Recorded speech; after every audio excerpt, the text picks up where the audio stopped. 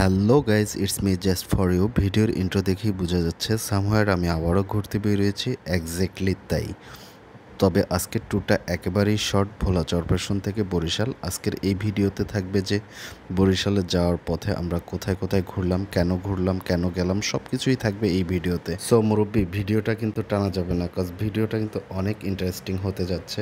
আর actually আমরা বরিশালের এই শর্ট ট্যুরটার অ্যারেঞ্জের একমাত্র কারণ হচ্ছে দেশি বাইকার্স গ্রুপ থেকে আমাদের যারা বাইকার্স ভাইয়েরা রয়েছি তাদেরকে ইনভাইটেশন করা হয়েছে।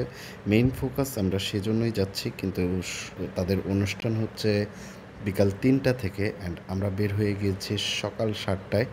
সো এর মধ্যে আমরা কি করব সব কিছুই থাকছে কিন্তু এই ভিডিওতে। ফাইনালি 7টা 20-এ আমরা চরপেশন থেকে বের হয়ে 4টা বাইকই ফুল অয়েল রিফিল করে নিলাম পাম্প থেকে, অ্যান্ড খোদা হাফেজ চরপেশন উপজেলা।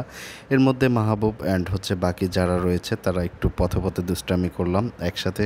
বাইক ড্রাইভের যে সার্কেলটা, এটা কিন্তু খুব মজার একটা ইন্টারেস্টিং বিষয়। আর আজকের আকাশ যে সুন্দর, ওয়াও, জাস্ট খুব ভালো লাগছে এরকম একটা ওয়েদারে। সকাল সকাল মনে হচ্ছে যে সকালের যে ফ্রেশ হাওয়াটা আমাকে ছুঁয়ে যাচ্ছে। কথা বলতে বলতে আমরা কিন্তু সকাল 8টা 50-এর দিকে চলে আসলাম ইলিশা ফেরিঘাটে। অ্যান্ড ফেরিঘাটে এসে ওরা আমাদের আগেই চলে এসেছে, অ্যান্ড আমরা এসে দেখছি যে ফেরিটাও একেবারে ঘাটে। মাশাল্লাহ, খুব লাকিলি আমাদের আর ফেরির জন্য ওয়েট করতে হবে না।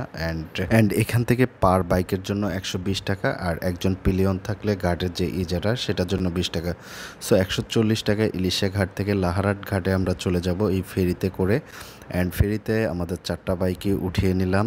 বাইক উঠিয়ে উপরের 2 তলার এই পজিশনটাতে একটা মসজিদের মতো রয়েছে, বাট এখানে যারা ফেরিতে আসেন তারা একটু রেস্ট নেয়। সো আমাদের বাকি পিলিয়ন যারা ছিল তারাও ওই রুমটাতে রেস্ট নিচ্ছিল, অ্যান্ড আমি একটু বাইরে আসলাম সকালের এই সুন্দর হাওয়াটাকে এনজয় করার জন্য। আর মেইন বিষয় হচ্ছে অনেক সকালে বের হওয়ার কারণে আমাদের সকালে ব্রেকফাস্টও করা হয়নি, তাই লাহারাট এই সুন্দর রেস্টুরেন্টটাতে চলে আসলাম। এটাতে আমার জানা মতে আগেও খুব ফ্রেশ খাবার ছিল, অ্যান্ড আজকের খাবারটাও অনেক ফ্রেশ ছিল। সো ইলিশ মাছ দিয়ে খেয়ে রওনা হয়ে গেলাম বরিশালের এই সুন্দর অক্সিজেন ঘেরা রাস্তা দিয়ে। রাস্তার চারপাশে যা সুন্দর, হঠাৎ সাডেনলি আমাদের চোখ পড়লো এই কাশফুলের বাগানের দিকে। অ্যান্ড যেহেতু সবাই বাইকার্স, সো বাইকার্স ভাইদের আসলে মন যখন যেটা চায় সেটাই করে ফেলে। অ্যান্ড দেখলাম যে কাশফুল, এখানেও বেশ কিছুক্ষণ টাইম আমরা এনজয় করলাম। এনজয় করে এখন আমরা সরাসরি বরিশালের উদ্দেশ্যে রওনা হয়ে বরিশাল যেই লাহারাট অ্যান্ড বরিশালের মধ্যস্থল যে ব্রিজ, সেই ব্রিজে রয়েছে। হঠাৎ এখানে এসে মাহবুব বলতেছে যে আমরা করাপাড়া জামা মসজিদে গিয়ে আমাদের জুম্মার সালাদটা আদায় করব। সো যেই কাজ সেই কথা। অ্যান্ড আমি ম্যাপ ধরলাম, ম্যাপ ধরে দেখলাম যে যেই রাস্তাটা আমাদেরকে সাজেস্ট করেছে এই রাস্তাটা খুবই সুন্দর ছিল। এক পাশে রাস্তা, এক পাশে আই থিঙ্ক নদী টাইপের। বাট ম্যাপের একটা জিনিস বারবারই ভুল করছিল, ও বারবারই আমাদেরকে ভুল রাস্তা দেখাচ্ছিল। সো এলাকার যে মানুষরা রয়েছে তাদের হেল্প নিয়ে আমরা অবশেষে করাপাড়া জামে মসজিদের কাছে এসেছি। ওই যে আমার ওই কর্নারেই সেই মসজিদটাকে দেখা যাচ্ছে। অ্যান্ড এখানে আসতে আসতে আমাদের 12:30টার মতো বেজে গিয়েছিল, 1টা বেজে গিয়েছিল। অ্যান্ড আসার পরে দেখছি যে আসলেই 3 গম্বুজ বিশিষ্ট এই মসজিদটি মাশাআল্লাহ খুবই সুন্দর, অ্যান্ড খুবই ভালো লাগলো। আমরা ওই পাশ দিয়ে উজু করে, এই মসজিদটির দুই পাশে 2টা বড় দিঘি রয়েছে।